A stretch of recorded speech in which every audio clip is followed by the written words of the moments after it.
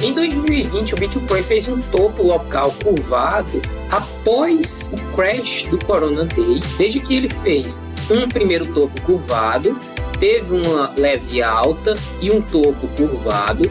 Agora, teve um crash de uma queda da Evergrande nos Estados Unidos, um topo curvado após esse crash, e depois uma alta e um topo curvado após esse crash. Você acha que esse movimento explosivo de alta vai acontecer agora? Nesse vídeo de hoje eu quero te mostrar essa possibilidade, porque a gente pode ver de fato esse movimento explosivo, mas não tão grande assim, talvez um movimento um pouco menor. Tá todo mundo falando no crash que está por vir, ou seja, em baixa, você não vê mais ninguém falando na possibilidade de alta. Mesma coisa aconteceu aqui, ó. Neste momento, tava todo mundo falando que o Bitcoin ia voltar para o fundo do Corona Crash. Na contramão dos meus vídeos que eu estava falando para vocês, que o Bitcoin fez um movimento a onda 1, 2, 3, 4, 5, estaria fazendo a correção em A, B, C. Eu acredito que isso ainda possa acontecer, tá? Porém, eu vou na contramão dos meus vídeos. Esse vai ser o terceiro vídeo dessa série de vídeos que eu estou analisando os movimentos do preço do Bitcoin. O primeiro deles foi esse vídeo aqui, ó, nos vemos em 20k, justamente porque o Bitcoin perdeu essa estrutura. Deixa eu dar o zoom aqui, ó. O Bitcoin perdeu aqui essa linha de tendência de alta, que é uma estrutura de movimento, então ele fez essa queda, e eu acredito ainda que ele possa estar fazendo esse movimento em A, B, C. O segundo vídeo foi este daqui, ó. Então, se você não viu, eu aconselho fortemente que assista novamente. O Bitcoin passou a fazer esse movimento em ABC. Pode acontecer? Eu acredito que pode sim. Esse outro vídeo aqui é muito importante também, 200 dias até o halving. Então é o momento de você fazer suas compras parceladas, seu DCA. Vamos fazer uma análise absurdamente gráfica, né, do porquê a gente pode ter esse movimento de alta agora. Primeiro é a comparação do RSI, né, naquele período. Então, naquele período de 2020, a gente tinha o RSI. Tá vendo essa linha amarela? Ela marca 52 pontos no RSI. Então, sempre que o gráfico, né, do RSI está acima dessa linha amarela, a gente tem um movimento, os possíveis movimentos de alta, tá vendo? Ó? Então, nesse momento aqui, a gente ficou acima, né, desde o último fundo, e a gente teve aqui só movimentos de alta e também lateralidade. Os pontos do RSI perdeu, né, o gráfico do RSI perdeu e já está novamente acima, com, né, uma possibilidade de espaço para subir até o topo. Então, mais um movimento aqui no RSI mostrando essa possibilidade da gente formar uma alta. Então, vamos analisar os candles, a comparação, ver como está semelhante, né? Teve aqui esse crash, aí a gente tem aqui candles de indecisão, a galera pensando que vai cair mais. Aí a gente teve aqui, ó, candles de indecisão, um candle rompendo, né, essa curva aqui amarela. Aí aqui, ó, candles de indecisão, um candle forte semanal rompendo, né? Aí a gente poderia até puxar para cá, ó, forte, o candle rompendo, e um candle de indecisão que vai fechar neste domingo, tá vendo? Ó? Exatamente aqui, ó. Vê que interessante, a gente tá aqui, neste candle aqui de decisão, neste candle aqui, ó, tá vendo? Ó? Então, o movimento gráfico, a formação dos candles, eles estão muito semelhantes. Para que o movimento se repita, esse caso o preço faça esse candle de força aqui, ó. Este segundo candle seria essa próxima semana sendo um candle muito forte aqui de alta, tá? Então, de forma gráfica, a gente vê esta possibilidade aqui. De forma mais longa, você vê que a quantidade de Bitcoin em circulação dentro das corretoras está na mínima desde 2017. Isso causa uma diminuição na oferta, ou seja, se entrar demanda aqui, a possibilidade é que o preço aumente, né? Se a gente olhar aqui mais em curto prazo, o que é que você consegue enxergar aqui, ó?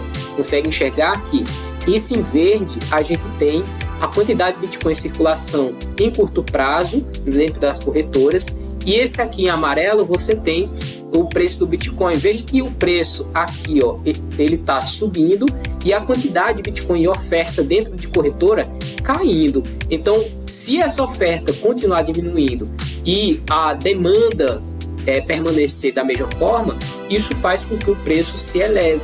Outra coisa que eu quero mostrar para você, as carteiras address com balance significa que endereços com mais de 10 BTC está em sua alta histórica, tá vendo? Ó?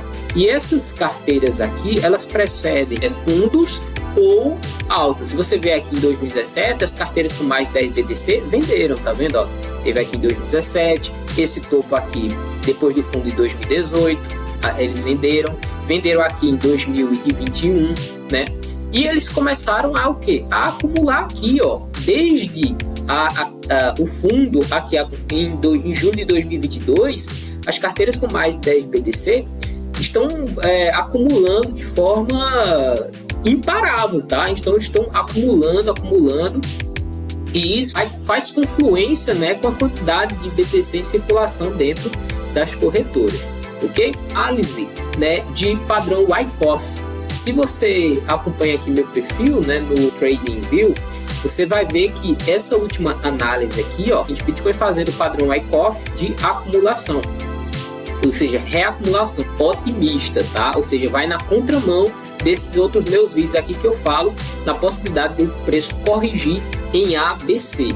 Então, a gente olhando aqui, ó, a gente tem aqui o padrão Wyckoff e você vai ver que ele segue, cara, ele tá seguindo muito parecido aqui, ó, muito parecido com isso, ó, vê só. Teve o crash aqui, ó, nessa parte aqui. Aí teve dois topos, né? Dois topos aqui. Depois um spring, que é para romper essa linha de baixo aqui, ó, essa linha verde, né? Rompeu, que foi exatamente na queda da FTX. Fez um processo de acumulação. Aí ele fez uma alta que ninguém espera e rompeu essa linha daqui, ó. Esses outros dois topos aqui, tá vendo? Rompeu, fez uma pressãozinha, rompeu e agora está em acumulação nessa parte aqui, ó. Tá vendo? Ó? Essa parte aqui tá muito parecida com isso daqui, tá vendo? Então isso daqui tá parecido com isso. Então eu marquei aqui uma possibilidade de formar um novo fundo aqui, ó, um novo fundo e depois romper esse processo de acumulação para depois fazer essa alta final aqui, ó, certo? Então deixa eu dar um play aqui, ó, para a gente ver mais ou menos como que tá aqui, ó, tá vendo? Então a gente tem a possibilidade aqui desse rompimento seguir direto, justamente com esse candle, o próximo candle de força, aqui, ó, o próximo candle de força. Depois aqui, quando a galera pensar que vai ter alta, né? Agora rompeu essa linha de mediana aqui, ó, se a gente colocar uma linha traceja horizontal aqui, ó, quando romper, o BTC fazer aqui um processo, se ele fizer isso aqui, ó, acumular aqui, todo mundo vai pensar que ele vai romper o topo histórico. Aí ele faz isso, ó. Bitcoin, geralmente ele vai na contramão do que todo mundo espera. Então ele vai fazer esse processo de distribuição para depois corrigir. Isso, pode ser exatamente isso que vai acontecer. Por quê? Porque tá todo mundo falando que vai cair aqui. Então você tem que ir na contramão de um cenário em que eu acredito nessa correção ABC aqui, tá? Por quê? Vamos lá. Em 2020, onde teve o Corona Crash, esse gráfico aqui, ó, é o que a gente chama de agregado monetário M2. Em 2020, após o Corona Crash, teve uma impressão de dinheiro absurda. É o quanto de dinheiro há em circulação no mercado. Isso aqui é o agregado monetário do Brasil. Você tem aqui uma impressão de dinheiro absurda, né? E agora a gente tem uma nova, né, impressão de dinheiro muito mais forte dos últimos 10 anos. Se a gente colocar aqui 10 anos, tá vendo? Tinha uma quantidade de impressão de dinheiro controlada e agora descontrolou, ou seja, tem muito mais impressão de dinheiro, né? Isso, de alguma forma, vai fazer migrar para os mercados variáveis. Só que nos Estados Unidos, a impressão de dinheiro no Corona Crash teve também aqui, ó, uma impressão absurda, né? Porém, agora a gente está vendo uma redução, tá? Então, esse dinheiro que foi impresso, ele migrou também para esses mercados de risco, tá vendo aqui? Que foi exatamente nesse ponto aqui que eu coloquei em verde, né? E todo esse capital aqui, ó, esse dólar foi criado, ele foi para todo quanto é lugar. Então, um dos lugares foi esse mercado de criptomoedas. Sem essa liquidez necessária aqui, pode ser que esse movimento aqui, ó, não aconteça tão explosivo, tá? A não ser que, se a gente colocar aqui, esse mercado, essa liquidez das stablecoins, elas migrem, tá, para o preço do BTC. Essa liquidez, essa dominância aqui das stablecoins, ela faça essa queda.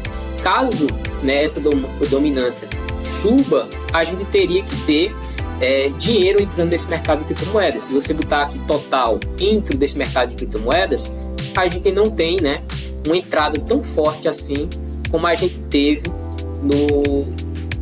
após o Corona Crash, tá vendo? Ó?